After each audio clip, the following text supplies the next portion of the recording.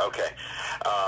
Certainly, with the success that we've had, we've entered into a new part of how we think, and our team needs to now handle success, and that means preparing the right way, avoiding distractions, and really working on what they've been good at, and that is day to day.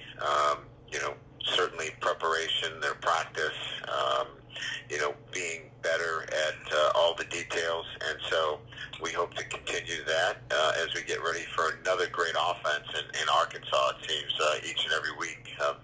In the SEC, you've got to prepare for dynamic players, and we'll have a challenge again going to Fayetteville on the road in the SEC, playing a well-coached, very, very difficult team to play offensively.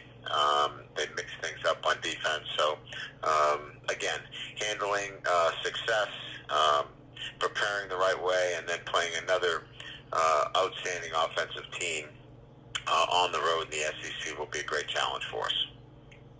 We'll begin with Bob Holt of the Arkansas Democrat-Gazette.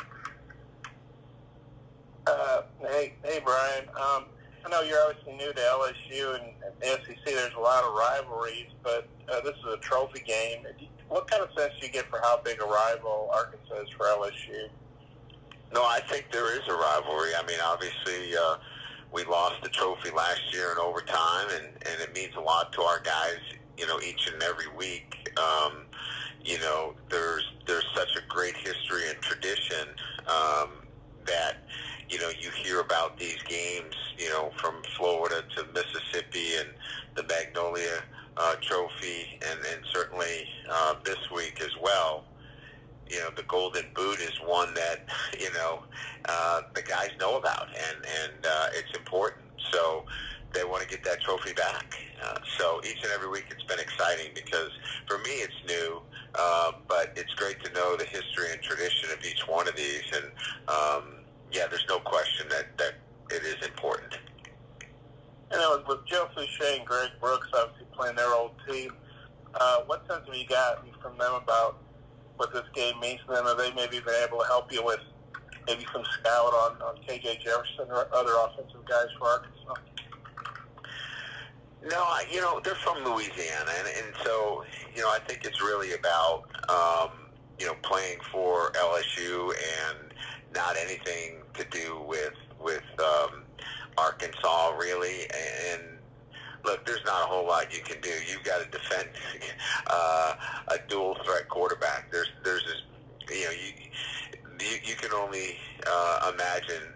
They didn't have much success defending them in practice, so we didn't spend too much time asking about it. We know we've got to do a great job with 11 players defending KJ.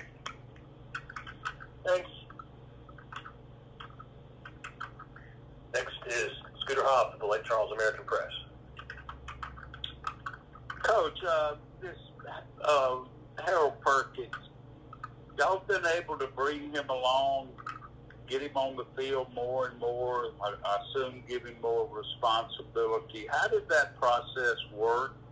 And if I could go ahead and get in a follow-up, was there a time in August, a moment that the coaches, y'all really knew you had something in him?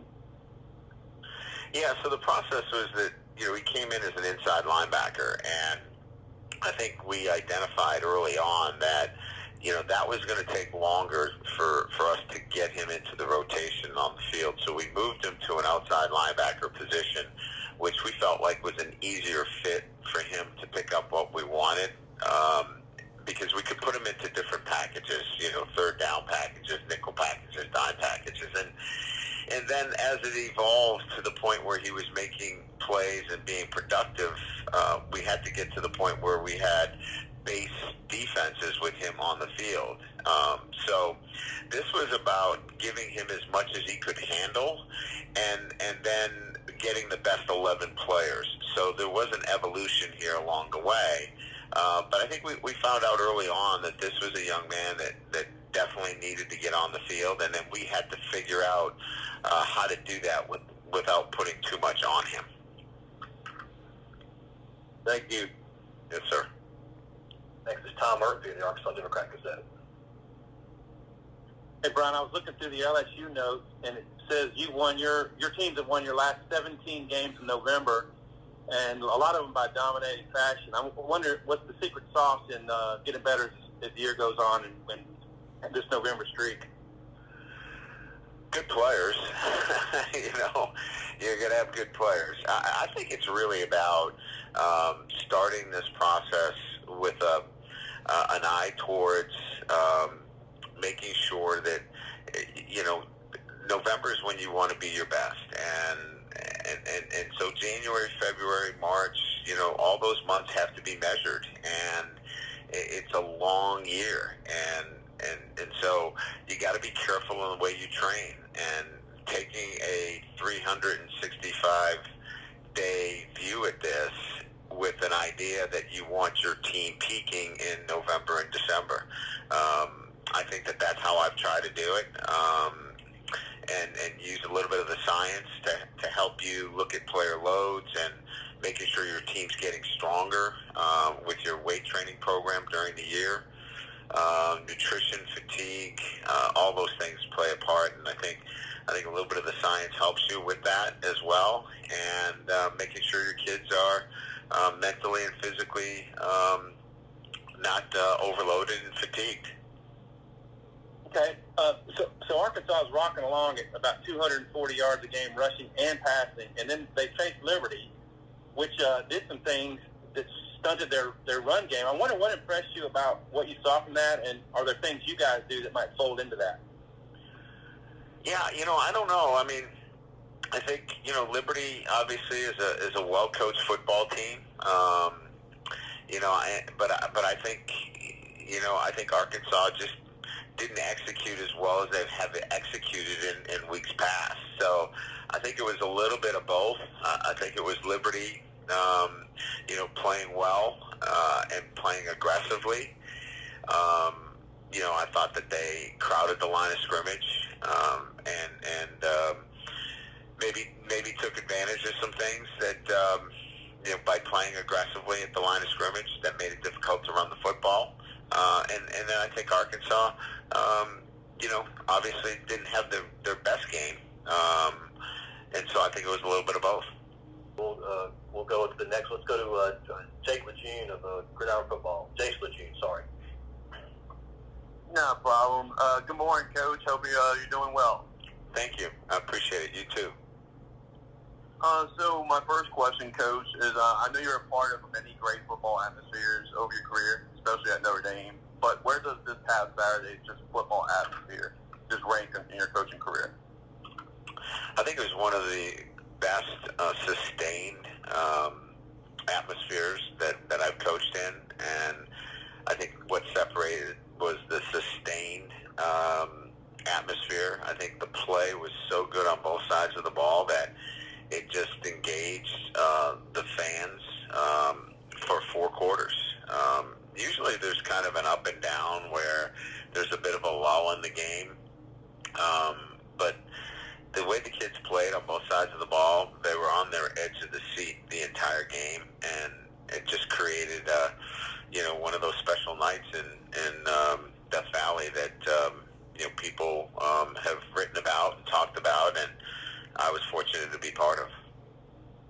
And my second question, Coach, if I may, it's been incredible how the team has bounced back from the Tennessee game, and just from that moment, was there any certain practice or moment or a couple moments that you really truly saw the light switch being turned on for this football team?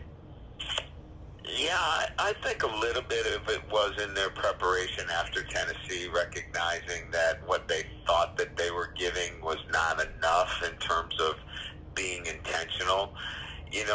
I think that there's the old adage, don't mistake activity for achievement, and although they were working hard, they needed to be much more intentional in the way they did things.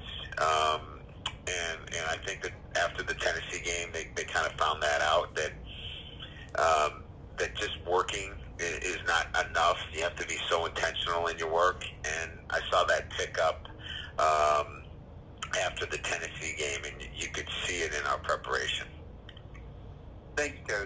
Yes, sir. Next, we'll go to Scotty Bordelon of HawgBeat.com. Hey, Brian, thanks for your time today. I'm curious what's jumped out to you about B.J. Ojulari since you've been with him, and just what kind of an impact he's made on this team in particular. You know, he's a leader by example. He works hard, does the right things on and off the field, sets a great example. So, you know, when you're talking about culture change, when you're talking about standards and doing things differently, you need a couple of guys early on that kind of set that example by the way they do things. And he was one of those guys for me that early on just was all in. And then, obviously, he plays so hard. Doesn't take plays off.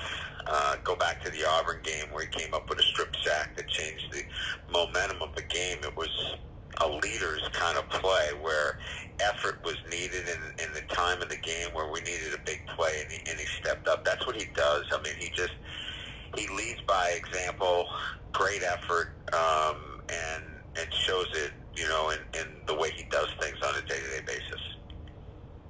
Thank you. We're out of time, Coach. Thank you. Thank you. Okay, we'll continue now with Arkansas Sam Pittman. The Hogs will host LSU Saturday at 11 o'clock Central on the ESPN. To ask a question for Coach Pittman, please press 10 on your telephone's keypad now.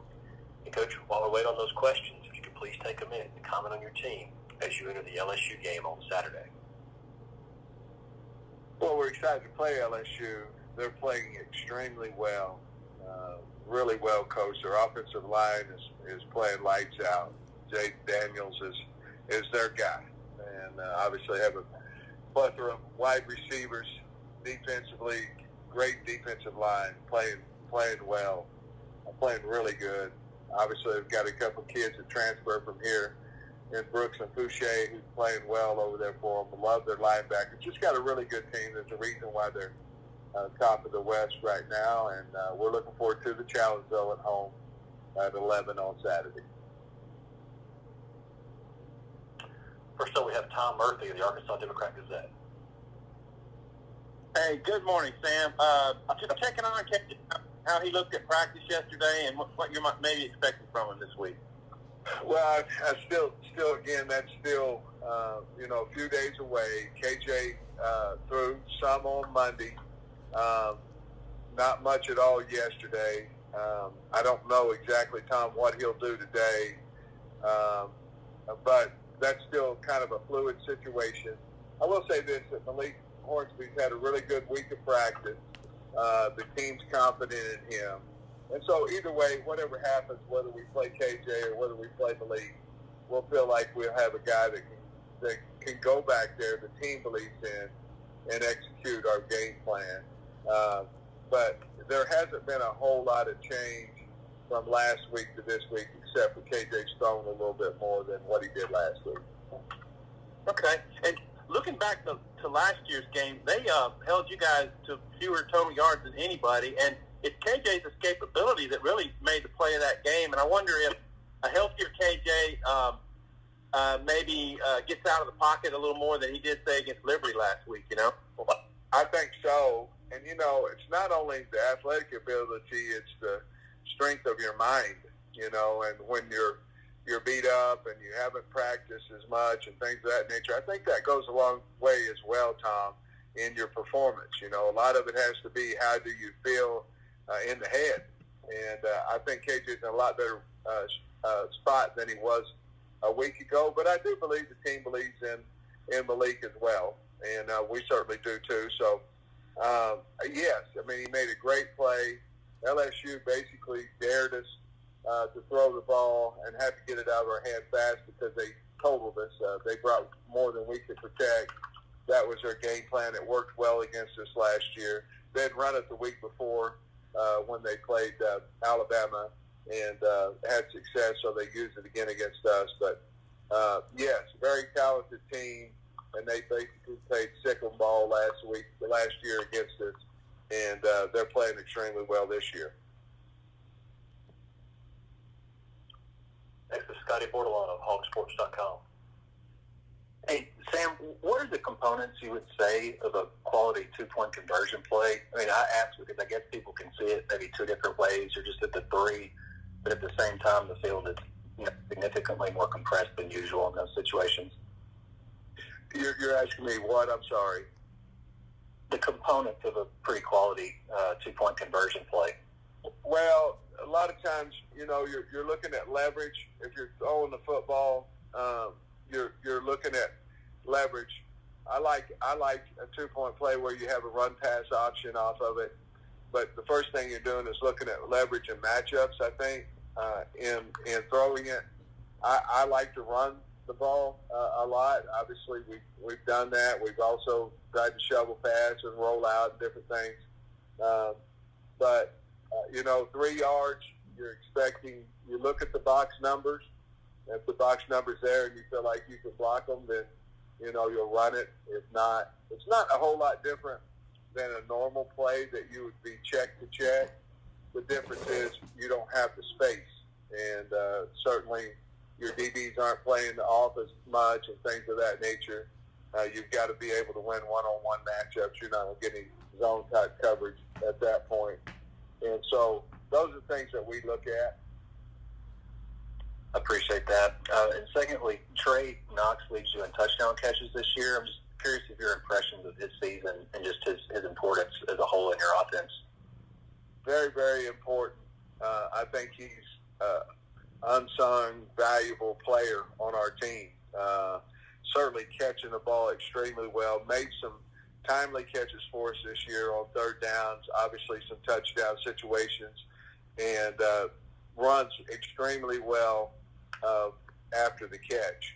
I can remember BYU threw it short. He made a really nice run to get us going on that drive. But I've been really pleased with him.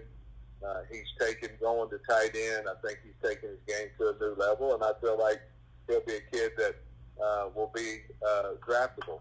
And I think that's a real testament to him. And he's a very smart kid, and testament to him and his work ethic. Thanks, Sam. Next is Connor O'Gara of Saturday Down South. Hey, Sam. What kind of impact has Jaden Hazelwood made on your team since coming over from Oklahoma? I think you take away, obviously he's done well on the field, and he's blocked well, caught the ball well.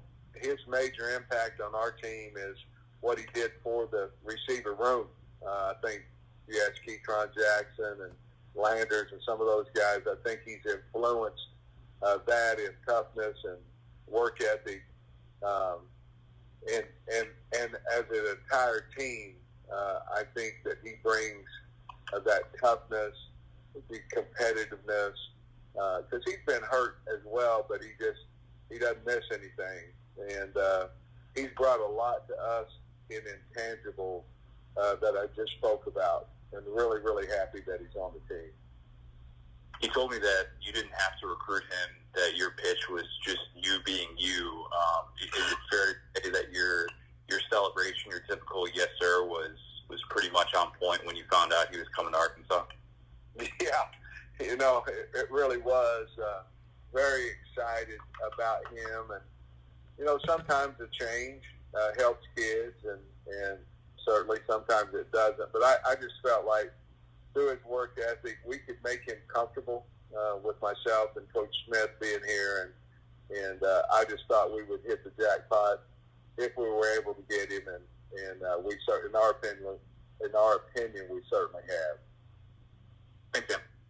Thank you. Next is Steve Moulton, WZZN. Coach, appreciate the time. Hope you're doing well today, sir. Doing good, Steve. Thank you. Just taking a look at that Alabama-LSU film, was that as efficient you've seen LSU execute this season, Coach? It really was. Daniels, Jaden, he handled the game. I mean, he handled the game plan. Obviously, their plan was to throw the ball. I don't think they ran it, but maybe 20 times in the entire game.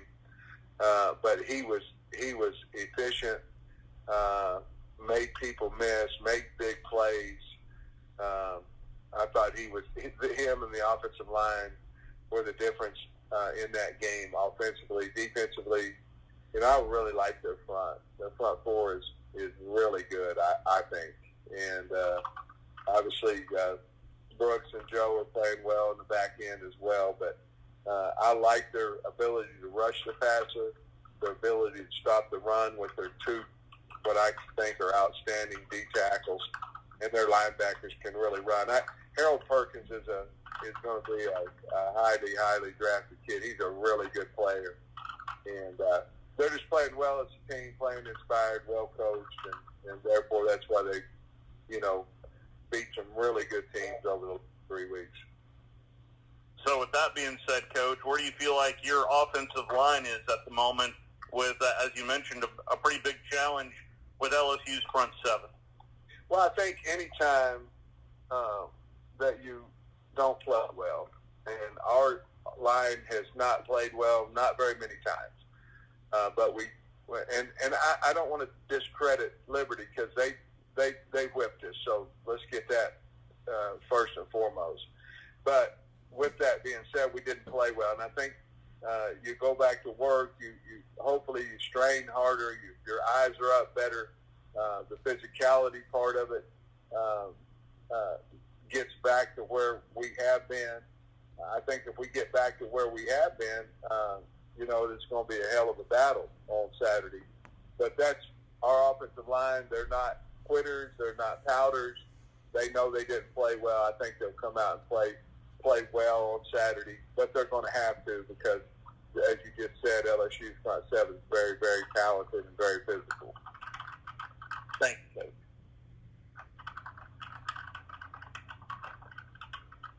Coach, it's going to wrap you up. Thank you. Thank you.